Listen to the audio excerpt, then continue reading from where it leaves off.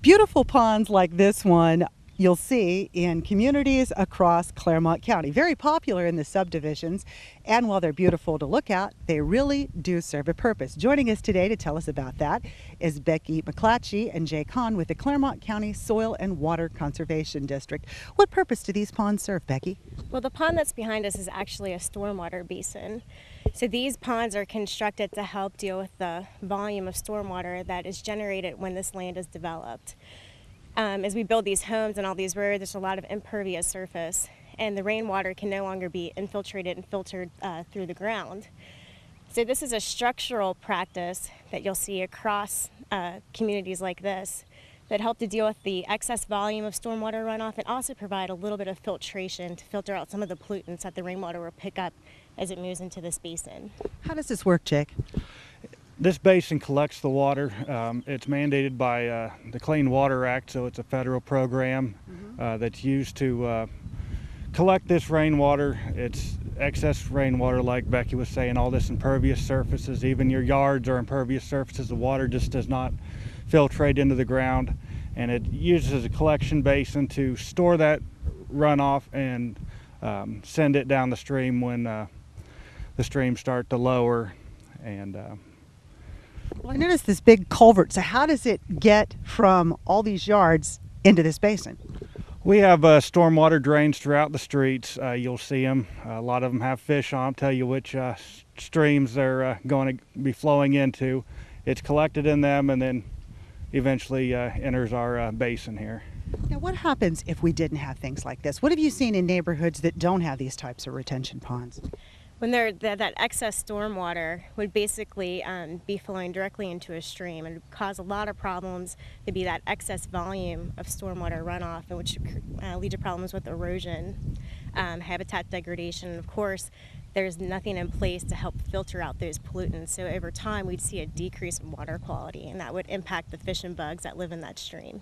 Now, every year, the Soil and Water Conservation has a great free, and let me underscore that word, free program to help homeowners associations, citizens, anyone, when it comes to putting in these ponds. Tell us a little bit about that. We do. We offer our annual pond clinic at the end of April each year, and this year it's April 27th.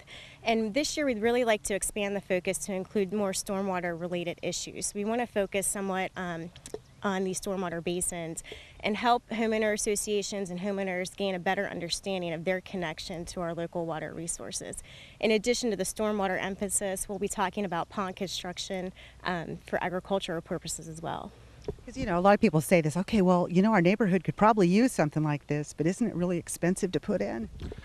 It is, and obviously the best prevention is the best maintenance. If you can protect these ponds before they become a problem and upkeep on the maintenance, we're really looking for the homeowners associations and these subdivisions, because there's very little knowledge about these ponds in these groups of people, and we want to bring these people together to get a better understanding of these basins and how they work, and better maintenance and water quality, because some of this water you're seeing going out of here eventually ends up in our tap water and our drinking water. So we want to protect it here on site locally and provide better water for all of our recreational needs. And you know, while it's helping that, it's absolutely great. I mean, these pond areas, these retention ponds, are so beautiful in the communities. They are. They're a recreational asset and an amenity for these subdivisions, so they can deal with the issues that they have to deal with in a beautiful way.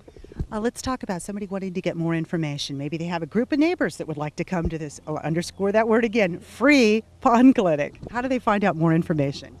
You can contact our office at Clermont Soil and Water. It's 732-7075. We're also available on the website at clermontswcd.org. And not only do we have this free pond clinic coming up in April, I'm available for site visits to do on-site consultation and answer any questions that people may ask out there.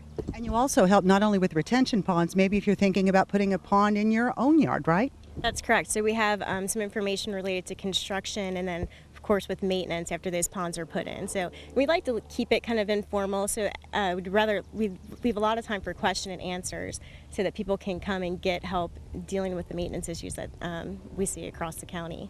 Again, the date and the time and location. It's April 27th. It's a Wednesday evening at 6 p.m. at the Clermont County Fairgrounds. All right. And you do recommend calling ahead if you can to reserve a spot. We prefer just so we have plenty of materials on hand for everybody. Absolutely great. Thank you very much. Thank you. In Batavia, this is Clermont County Today.